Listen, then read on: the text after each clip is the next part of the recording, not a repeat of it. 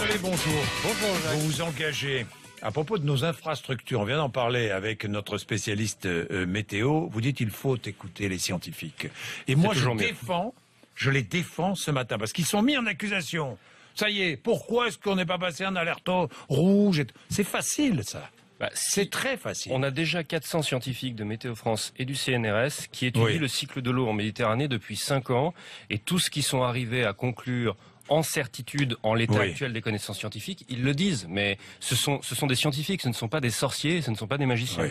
Alors, ce qui s'est passé dans les Alpes-Maritimes se passe de Perpignan à Nice. C'est très simple. Pluie très brève, très intense, des crues très rapides, avec un sol qui est parfaitement bétonné. Il est donc urgent d'adapter les plans d'occupation des sols. Et oui, et même plus la largement, politique la politique d'urbanisme, il va falloir la repenser par rapport à ces incidents qu'on appelle d'ailleurs des épisodes Cévenol. Non, pas là. Non, ça n'a rien à voir avec les Cévennes. Je vous non, le dis mais tout de suite, ça s'appelle un épisode Cévenol. Je n'y suis pour rien. C'est pas ça contre commence vous. à m'échauffer les oreilles, l'épisode Cévenol. Jean-Jacques, c'est pas contre vous. Les météorologues l'appellent comme ça. L'épisode Cévenol, c'est une AOC pour Jean-Jacques. Je suis vraiment désolé, mais c'est comme ça qu'eux l'appellent. C'est dans les Cévennes. Et l'impact des épisodes en question est plus grave à cause du développement urbain à toute bringue. Par exemple, le réseau des canalisations d'eau n'absorbe pas les trompes d'eau.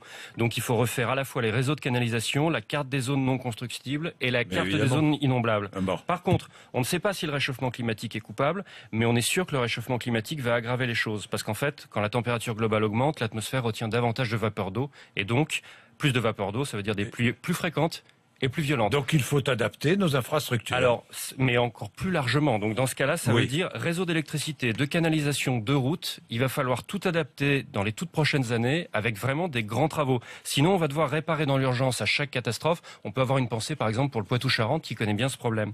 Et à long terme, il va falloir empêcher le réchauffement climatique de prendre des proportions insupportables pour les infrastructures humaines.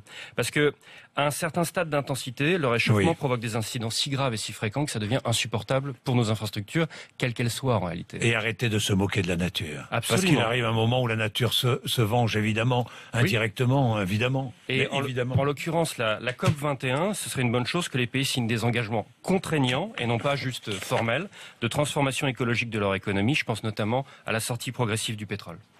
Il est 7h25. Merci Thomas Guénolé.